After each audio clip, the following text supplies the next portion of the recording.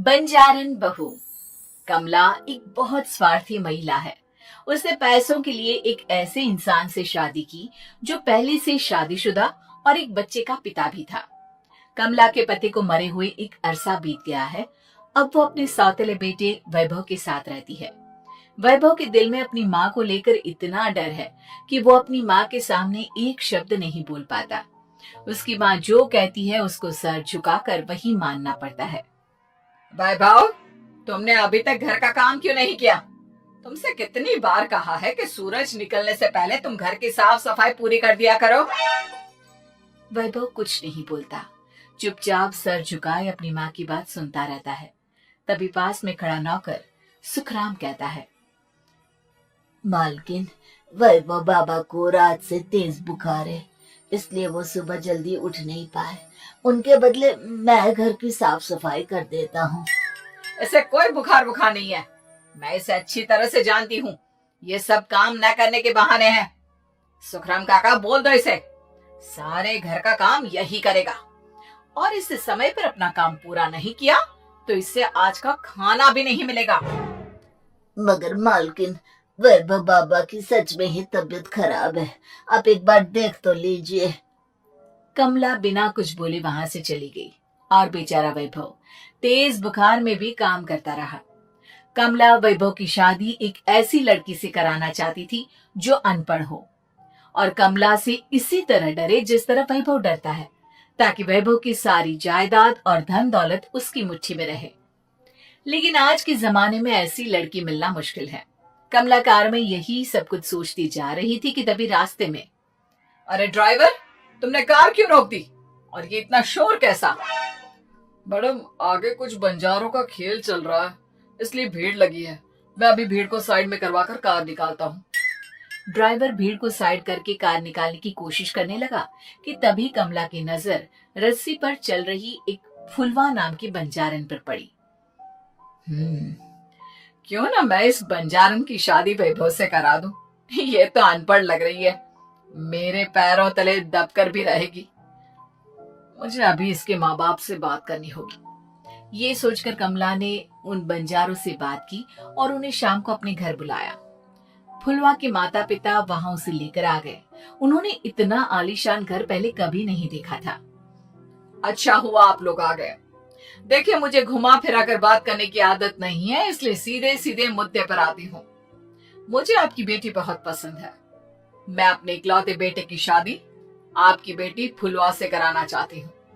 इसके बदले में आप जो चाहो वो ले सकती हैं। तभी फुलवा की माँ कहती है, ये क्या कह रही है मेम साहब? कहीं आप हमारी गरीबी का मजाक तो नहीं उड़ा रही ना? आप मेरे बेटे से मिल लो। अगर आपको मेरा बेटा पसंद आता है तो मैं कल से ही शादी की तैयारी शुरू कर दूंगी।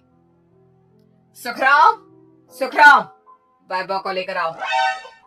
फुलवा अपनी माँ के कान में फुसफुसाती है, माँ, कहीं इस मेम साहब का छोरा पागल तो ना है? फुलवा अपनी माँ से बात कर रही होती है कि वैभव वहां आता है। फुलवा उसे देखती ही रह जाती है और उसके माता पिता उसकी शादी तय कर देते हैं। शादी वाले दिन किसी को फुलवा और वैभव की बेमेल विवाह की बात समझ में नहीं आती। फिर भी एक औरत कमला से पूछ ही लेती है, कमला जी, आपने अपने इकलौते बेटे की शादी देहाती गवार से क्यों करा दी? ये बंजारन आपके घर की बहू बनने लायक तो नहीं है। कम से कम अपने स्टेटस का ही ख्याल कर लिया होता। बहू तो अपने टक्कर की लाती, आपने तो बंजारन को ही बहू बना लिया। अब कमला को समझ में नहीं आ रहा था कि इस बात का क्या जवाब दे। वो कुछ देर चुप रही और सोच समझ कर कहती है, बहन जी, आपको तो पता है आजकल के बच्चे किसी की बात कहाँ सुनते हैं। मैं तो अपनी बहू एक पढ़ी लिखी और अपनी सोसाइटी की ही ढूंढ रही थी। लेकिन मेरे बेटे ने मेरे सामने इस बंजारन को लाकर खड़ा कर दिया। बोला कि मैं शादी करूंगा तो इसी से। अब भला मैं क्या करती, मुझे अपने बेटे के सामने झुकना ही पड़ा। कमला की ये बातें सुखराम भी सुन रहा था। उसने ये सारी बातें वैभव को जाकर बता दी। काका, मैं तो फुलवा को जानता भी नहीं, फिर माँ मेरे बारे में झूठ क्यों कह रही है? अरे बेटा, तुम कितने भोले हो, तुम्हें कुछ भी नहीं पता। तुम्हारे पिता अपनी सारी संपत्ति तुम्हारे नाम करके गए हैं। तुम्हारी माँ नहीं चाहती कि ये संपत्ति तुम्हें मिले, इसलिए उन्होंने तुम्हारी अनपढ़ लड़की से शादी करवाई ताकि तुम्हारी तरह वो भी अपने हक के लिए आवाज ना उठा सके। सुखराम काका, मैं क्या करूं, आप ही बताओ। माँ के सामने आते ही मेरे हाथ पैर कांपने लगते हैं। मैं माँ को कुछ भी नहीं कह पाता। वे दोनों बात कर ही रहे थे कि अचानक कमला वहां गई। कमला को देखकर दोनों घबरा गए। तुम दोनों फिर कभी बातें कर लेना, अभी फेरों का समय हो गया है, चलो जल्दी आओ। इस तरह फुलवा और वैभव की शादी हो गई। अगले दिन कमला ने फुलवा को बुलाया और उसे नसीहत देने लगी। देख बंजारन, तुझे मैंने अपनी बहू बना तो लिया है, लेकिन तुझे इस घर में आंख कान मुंह बंद करके रहना होगा। घर का काम कर और अपने पति से मतलब रख, समझी? कमला का ऐसा रवैया फुलवा को बिल्कुल समझ में नहीं आया। उसने वैभव से इस बारे में बात की। सुनिए ना, माँ जी ने जिस तरह मुझसे बात की मुझे अच्छा नहीं लगा। शादी से पहले तो वो मुझसे बहुत अच्छे से बात कर रही थी, लेकिन शादी के बाद उन्हें क्या हो गया?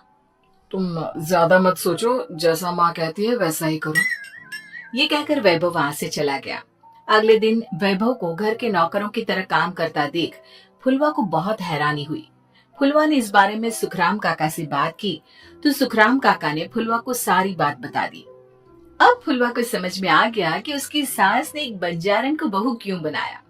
एक दिन वैभव घर का काम कर रहा था, तभी उससे कांच की प्लेट टूट गई। किसने गिराई ये कांच की प्लेट? वैभव को वहां खड़ा देख कमला ने छड़ी से उसे मारना शुरू कर दिया। उसके पैर में कांच चुभ गया और खून बहने लगा, लेकिन फिर भी कमला उसे मारी जा रही थी।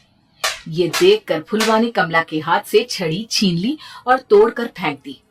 बंजारन, तेरी इतनी हिम्मत, तूने मेरे हाथ से छड़ी छीनी? कमला फुलवा को थप्पड़ मारने ही वाली थी कि फुलवा उसका हाथ पकड़ लेती है। ओ सस माँ, मैंने मोम की गुड़िया ना समझ लियो। बंजारन हो बंजारन, ईंट का जवाब पत्थर से देना जानती हूँ। आज के बाद मेरे या वैभव जी के ऊपर हाथ उठाने की सोचू भी ना, समझी ससु माँ? ये कहकर फुलवा वैभव को लेकर वहां से चली गई।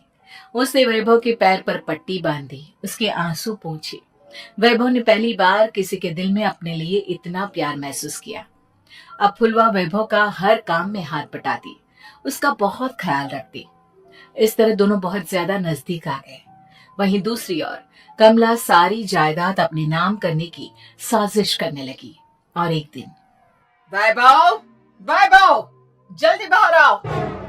कमला की आवाज सुनकर वैभव और फुलवा अपने कमरे से बाहर आ गए। जी माँ, आपने बुलाया? ये ले, इन कागजों पर साइन कर दे।